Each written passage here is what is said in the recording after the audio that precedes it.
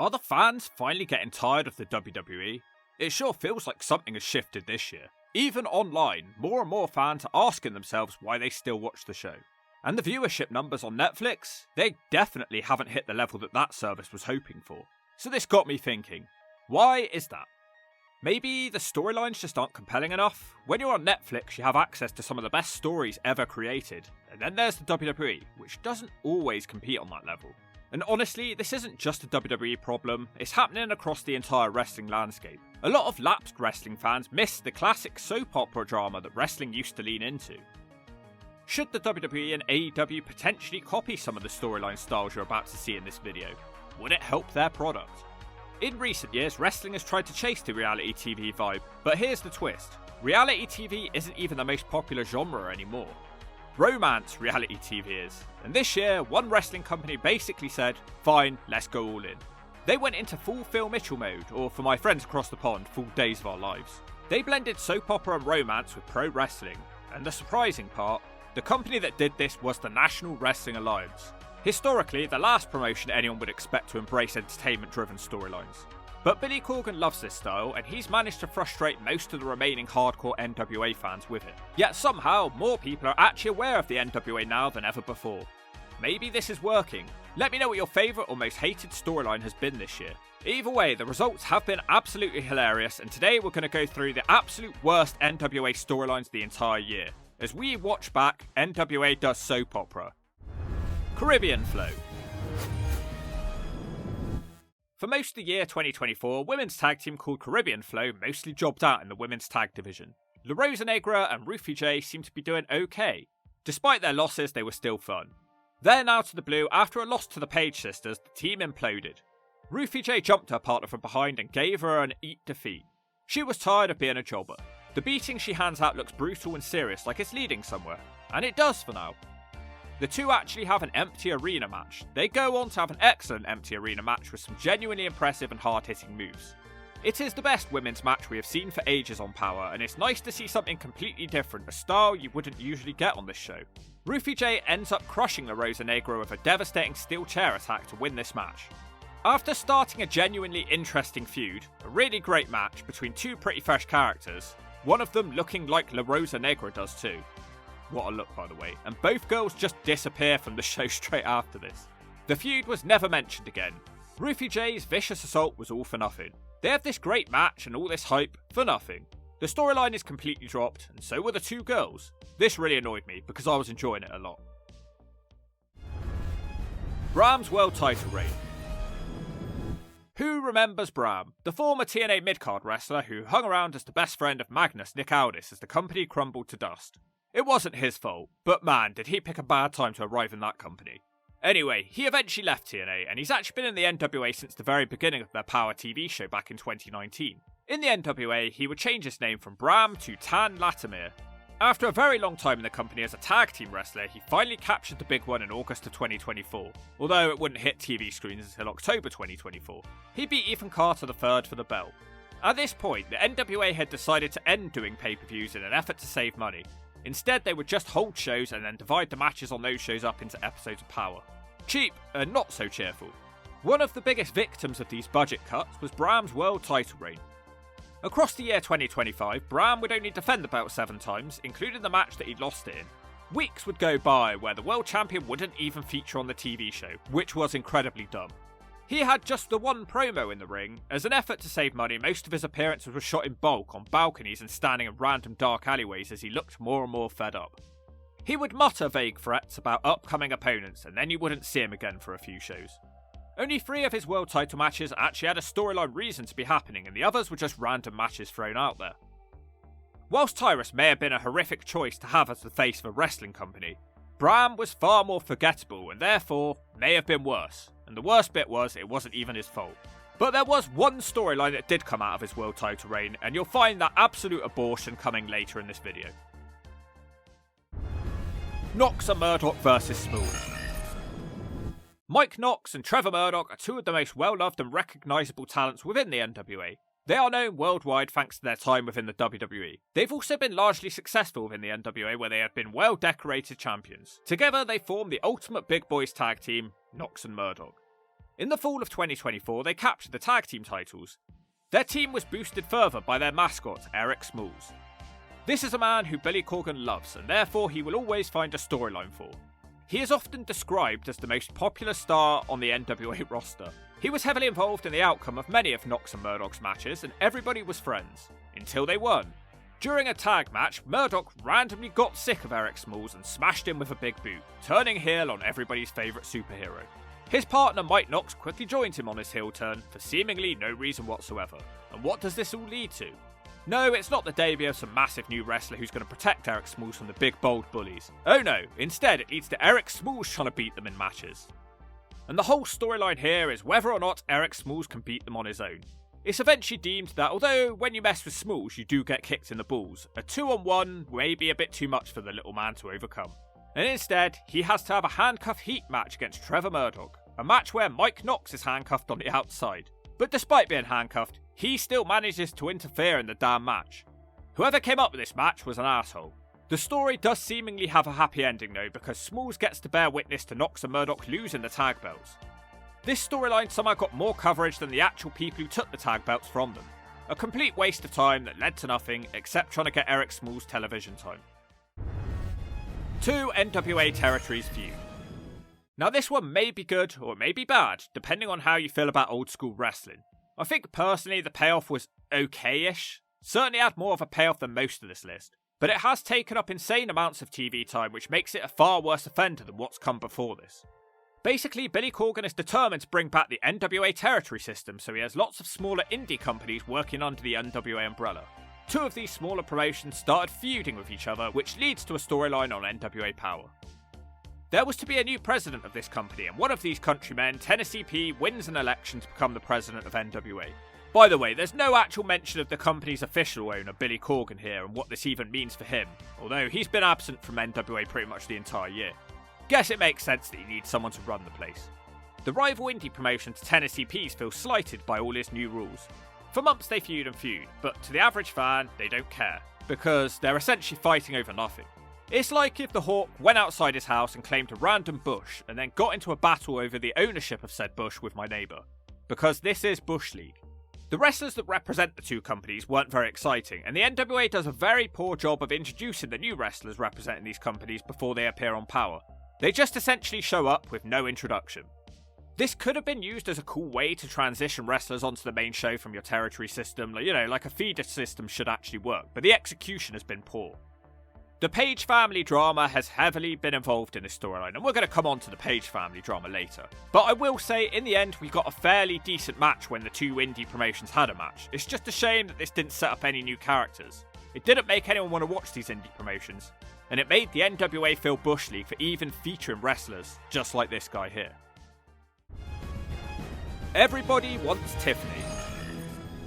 For the first half of the year, one of the shining lights within the NWA was the work of female wrestler Tiffany Nieves. I really rate her, she's great. This girl looks like a professional wrestler, she's in great shape, she's memorable and she's attractive. Bueno! The most frequent comment on my videos, other than "what about Mondo?" was, why is this girl not in the WWE? NWA recognised this and she quickly signed an exclusive deal and won 2 titles. But then, in the second half of the year, she went from highlight of the show to lowlight of the show. For some unexplained reason, a video game shop became one of the favourite places for the NWA to film wrestling content. Along with the shop itself came a wacky cast of characters associated with the shop. The filming budget was so tight that they even had to resort to reusing previous shopkeepers from other segments. Orlando Jordan Jr. and the Punk Rock Pudding had more mic time this year than many of the actual wrestlers, as they were seen working in bars and video game shops. And seriously, why are there so many people working in this video game shop, seemingly whose only customers seem to be wrestlers? Yes, this shop didn't make any sense, so the wrestlers had to keep making up reasons for why they might be in a video game shop. Like Mike Mondo, for example, who twice came in asking for directions to the nearest gym, proving that he is as dumb as he looks. Other wrestlers would come into the shop from time to time to get wrestling advice. From a nerdy, pigeon-faced shopkeeper. Seriously, this guy's been dishing out wrestling advice this year like he's Ric Flair. And in typical NWA fashion, we don't even know his name, or why he's such an integral character on this show.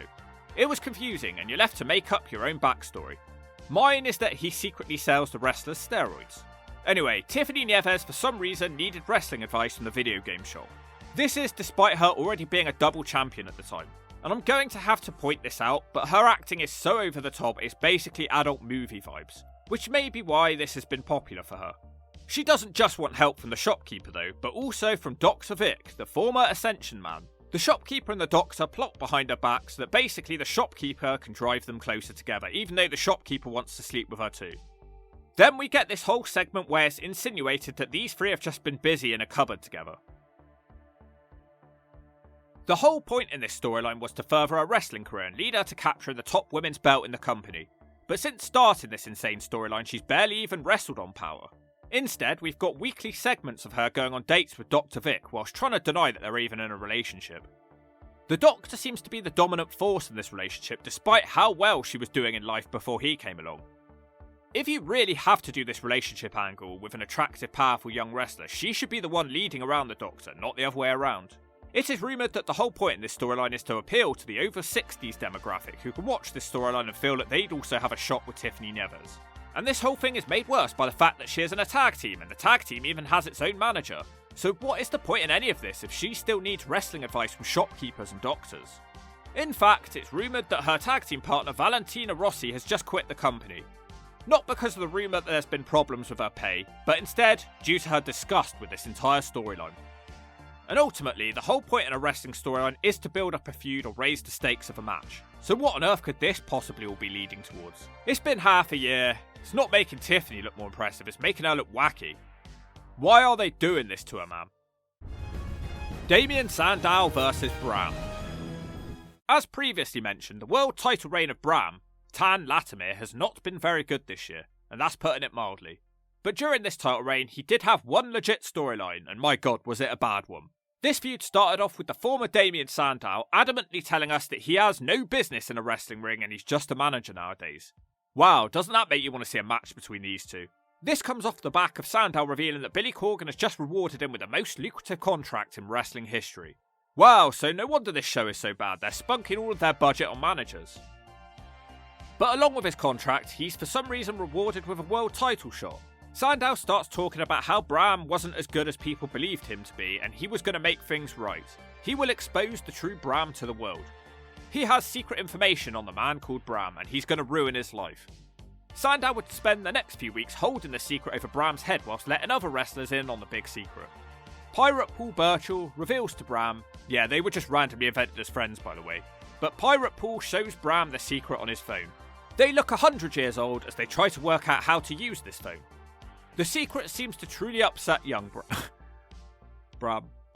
Lots of other wrestlers become involved in this storyline and then seemingly disappear after the storyline, having zero real effect on the storyline. For weeks, they talk about situations and what this devastating news might mean for the NWA. Well, what if I told you that we never get told anything about what this massive news actually is? Instead, they hype up the world title match between Sandow and Bram. We finally make it to the night of the title shot, and just before the match starts, Sandow randomly bails on the match and instead gives the spot to one of his tag team members, Marshe Rockett from Doom 2.0. He is a jobber, by the way. I didn't know you could just give world title shots to somebody else. Why would you just give it away? This pissed fans off further as they'd been hyping this match forever, and nobody cared about seeing the masked moron challenge for the world title. Bram of course wins this match with ease. Somehow this feud continues with more secrets and hushed words eating up insane amounts of TV time. Bram keeps talking about how Damien Sandow has tried to ruin his life, ruin his reputation within the NWA and potentially ruin Bram's marriage. And us the viewers are still not finding out what these wrestling riddles even meant. I still can't get over how we never found out what the fuck they were even talking about. What was the big secret? Somebody tell me. Eventually this all leads to what some people call the worst wrestling match of 2025. Bram versus Damien Sandow in a minced julep match. Basically it's cinematic and you half expect to see the Hardy Boys pop out at any moment. Bram thinks he's come to the wrong house. Instead of having a match, Sandow spends ages talking about how they used to be friends and giving him a guided tour in the weirdest episode of MTV Cribs ever. Bram receives a phone call from his mum straight out of a horror film. This truly is one of the weirdest matches of all time. What drugs were they on? This goes on forever and you're just waiting the whole time for Sandow to finally turn on him. Bram is a dumbass and just goes along with the whole charade. Eventually Sandow does finally turn on him, but the fighting goes far less time than everything that just came before it. Everything seems to be shot at a sort of fairground. It's like the Broken Hardy stuff, but without any of the wacky charm or randomly appearing characters. It's like poor Bram is being tortured, or possibly on shrooms, as he's sent all around the world fighting Sandow. They eventually end up at a big pirate ship. After an insufferable amount of time, Bram finally makes him tap out to a crossface. It was a horrible, confusing feud where nothing made sense and wasted so much time when matches and good feuds could have been happening instead. And like I've said 5 times already, we still don't know what they were even feuding about. The Page family. It was honestly a tough call when deciding what the worst storyline on Power has been this year. Some people will say this one, but the Hawk wouldn't. That would mainly be because we haven't actually had the payoff to this storyline yet, and it's been going an entire year too. This storyline represents the change of direction for the NWA Power programming, as it really was the first thing people talk about when they say how the NWA has changed to soap opera. I'm yet to find anybody who enjoys this storyline, but it seems like a lot of people can't take their eyes off it in a car crash style. Basically, Kenzie Page and Kylie Page are sisters, and they both like the same dweeb. This stoner dweeb, Hunter Drake, who makes them both shake. He is engaged to the older Page sister. The other aspect of this storyline is the introduction of the Page sister's dad. Due to this storyline, he has gained lots of TV time and wrestling time. He is portrayed as some sort of wrestling legend, and in my opinion, he's made the storyline even worse. Especially when you consider where it's rumoured on where the NWA plan on taking this storyline in the future, it makes me shudder with fear. But what we know for sure is eventually it's going to lead to Kenzie Page versus Kylie Page in a sister versus sister match. But it should not have taken a year to get to this point, and the supporting cast of characters have harmed this storyline more than helped it. The only thing I can give credit for this storyline is that the Page sisters are actually not the worst actresses ever. Kenzie Page has legitimately looked like she's struggling mentally more and more as the months have passed. Or maybe that's just what happens when you're in the NWA for too long. It's hard to know who we're supposed to be rooting for in this storyline though, which is just another example of how bad the NWA are at writing storylines. After an entire year of this storyline, we should be rooting for somebody, but we're not, and therefore this storyline is a complete fail and a waste of time. They're both equally dislikable. The older Page sister comes off as a moaning, whining, self-entitled girl, and the younger Page sister, well, she is actively trying to steal her sister's fiancé, so she isn't a good person. So I guess we're supposed to be cheering for the dork Hunter Drake, for when else and on what planet would this guy be able to have 2 sisters fighting over him? Fair play, Hunter, you give us all hope in life. The reading of the will. As far as soap opera storylines go, I haven't hated anything as much as this one. This one serves no purpose, came out of nowhere, didn't make any sense, didn't build any feuds, and ate up insane amounts of screen time, all while sending me to sleep. It had to be the most boring wrestling television of all time. For some reason, a group of NWA wrestlers and managers are randomly summoned to a room where they meet a fish-faced lawyer. This lawyer tells the wrestlers that they are all potentially in with a chance of getting $13 million due to somebody passing away. But the kicker here is, we are never even told who has passed away. Imagine doing a segment on a TV show about somebody dying and then leaving behind a huge sum of money, but it's never even revealed who died. It's the same problem with many storylines on Power. They can't be bothered to come up with a backstory. Apparently, the will tells the wrestlers they must each make a pitch on how they would spend the money, and the lawyer will pick the best pitch and give them the money. We proceed to have wrestlers fake crying and talking about growing up in poverty. Wrestlers who seem to be so high that they don't understand the gravity of the situation, and other wrestlers just being straight up heels. This might not sound that bad, but please bear in mind, these segments took up large parts of the show for several weeks, and on a show where nobody gets an in-ring promo. We don't find out who's won the money. In fact, the last we heard about the money is when Kylie Page asked if she has a shot at winning the money despite being absent from the original will reading. She is worried that her older sister might win the money. Then she's happy that her older sister might win the money. She spends the segment with the lawyer making sexual innuendo and trying to get in with a shot at the money. The NWA just love putting young chicks with old men again. Gotta feed that 60+ demographic. Well, that was the last time that we heard about the money or the competition, and that was back in the 14th of October. Whilst they could obviously give us closure at some point, you have to admit, a storyline which restarts 2 months later is pretty insane. And for the fact that they had a storyline centred around a death and didn't even tell us who died and how they died, how said person was even related to the wrestlers, how none of them were upset about who died, how nobody questioned who died or shared a single memory during the segments. Essentially, the NWA making a mockery out of death and then not even providing us with a finish to this storyline is insanely stupid. They made us sit through some of the most boring wrestling segments of all time, and this must take the cake for the worst Power storyline of 2025. What was your favourite storyline of Power this year? Do you think wrestling works better or worse with the soap opera style? And is this something that the WWE or AEW should potentially copy to get more eyes on their products from casual fans? Let the Hawk know down below, and if you don't, you've got to go like Caribbean Flow.